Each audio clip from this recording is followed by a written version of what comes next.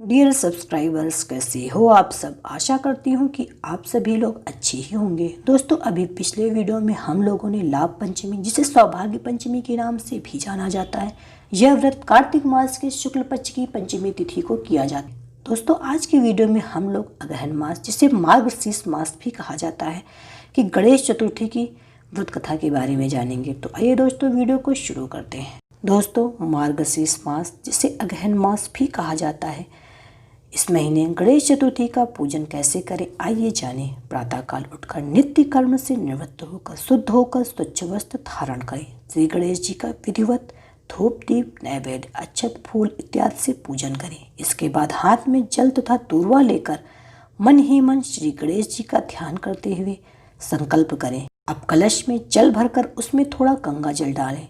कलश में दूर्वा, सिक्के, साबुत हल्दी रखें। उसके बाद लाल कपड़े से कलश का मुख बांध दें। कलश पर गणेश जी की प्रतिमा स्थापित करें। पूरे दिन श्री गणेश जी के मंत्र का जाप करें। संध्या को दोबारा स्नान कर शुद्ध हो जाएं। श्री गणेश जी के सामने सभी पूजन सामग्री के साथ बैठें। विधि विधान से गणेश जी का पूजन करें। वस्त्र अर्पित करें। नैवेद्य के रूप में 10 लड्डुओं का भोग अर्पित करें। चंद्रमा के उदय होने पर चंद्रमा की पूजा कर अर्घ्य अर्पण करें। उसके बाद गणेश चतुर्थी की कथा पढ़ें या आप किसी दूसरे से भी सुन सकते हैं। अगहन मास में, या जिसे मार्गशीर्ष मास भी कहा जाता है, पूर्वोक्त रीत से गणेश जी की पूजा करनी चाहिए। पूजन के बाद अर्घ्य देना चाहिए। दिन भर व्रत रहकर पूजन के बाद ब्राह्मण को भोजन कराकर जौ, तिल, चावल, चीनी और घृत का शाकल बनाकर अर्पण कराएं तो वह अपने शत्रु को वशीभूत कर सकता है। इस संबंध में एक प्राचीन कथा भी है। प्राचीन काल में त्रेता युग में दशरथ नाम के एक प्रतापी राजा थे। फिर उन्हें आखेट बहुत प्रिय था। एक बार अनजाने में ही उन्होंने श्रवण कुमार नामक एक ब्राह्मण का शिकार में वध कर दिया। उस ब्राह्मण के अंधे माँ बाप ने राजा को श्राप दिया, जिस प्रकार हम लोग पुत्र शोक में मर रहे हैं, उसी बात तुम भी पुत्र शोक में मरोगे। इससे राजा को बहुत चिंता हुई। उन्होंने पुत्रेष्ट यज्ञ कराया। फलस्वरूप जगदीश्वर ने राम रूप में अवतार लिया। भगवती लक्ष्मी जानकी के रूप में अवतरित हुई। राजा दशरथ के 3 रानियां थीं। उन 3 रानियों में कैकेयी ने एक बार अपने वचन को पूरा करने के लिए राम को 14 वर्ष का वनवास दिया। 14 वर्ष का वनवास मिलने के बाद पिता की आज्ञा पाकर भगवान राम सीता और लक्ष्मण सहित वन को गए, जहां उन्होंने खरदूषण आदि अनेक राक्षस व राक्षसियों का वध किया।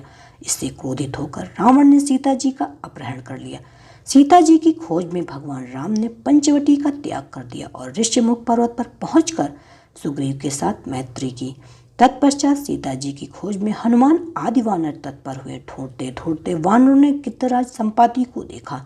इन वानरों को देखकर संपाति ने पूछा कि कौन हो, इस वन में क्यों आए हो, तुम्हें किसने भेजा है, यहाँ पर तुम्हारा आना किस प्रकार हुआ। संपाति की बात सुनकर वानरों ने उत्तर दिया कि भगवान विष्णु के अवतार दशरथ नंदन राम जी सीता और लक्ष्मण जी के साथ टंडक वन में आए हैं। वहाँ पर उनकी पत्नी सीता जी का हरण कर लिया गया है। हे मित्र, हम लोग इस बात को नहीं जानते कि सीता कहाँ है। उनकी बात सुनकर संपाति ने कहा, तुम सब रामचंद्र के सेवक होने के नाते हमारे मित्र हो। जानकी जी का जिसने हरण किया वह जिस स्थान पर है वह मुझे मालूम। सीता जी के लिए मेरा छोटा भाई जटायु अपने प्राण गंवा चुका है। यहाँ से थोड़ी ही दूर पर समुद्र है और समुद्र के उस पार राक्षस नगरी। वहाँ अशोक के पेड़ के नीचे सीता जी बैठी हुई। रावण द्वारा अपहृत सीता जी मुझे अभी भी दिखाई दे रही। मैं आपसे सत्य कह रहा हूँ। सभी वानरों में हनुमान जी अत्यंत पराक्रमशाली हैं, अतः उन्हें वहां जाना चाहिए। केवल हनुमान जी ही अपने पराक्रम से समुद्र लांघ सकते हैं, अन्य कोई भी इस कार्य में समर्थ नहीं है। संपाति की बात सुनकर हनुमान जी ने पूछा, हे संपाति, इस विशाल समुद्र को मैं किस प्रकार पार कर सकता हूँ। जब हमारे सामने सब वानर उस पार जाने में असमर्थ है, तो मैं ही अकेला कैसे पार कर सकता हूँ। हनुमान जी की बात सुनकर संपाति ने उत्तर दिया कि हे मित्र, आप संकटनाशक गणेश चतुर्थी का व्रत कीजिए। उस व्रत के प्रभाव से आप समुद्र को क्षण भर में पार कर लेंगे। संपाति के आदेश से संकट चतुर्थी के उत्तम व्रत को हनुमान जी ने किया। हे देवी, इसके प्रभाव से हनुमान जी क्षण भर में समुद्र को लांघ गए। इस लोक में इसके समान सुखदायक कोई दूसरा व्रत नहीं है। श्री कृष्ण जी कहते हैं कि महाराज युधिष्ठिर, आप भी इस व्रत को कीजिए। इस व्रत के प्रभाव से आप क्षण भर में अपने शत्रुओं को जीत कर संपूर्ण राज्य के अधिकारी बनेंगे।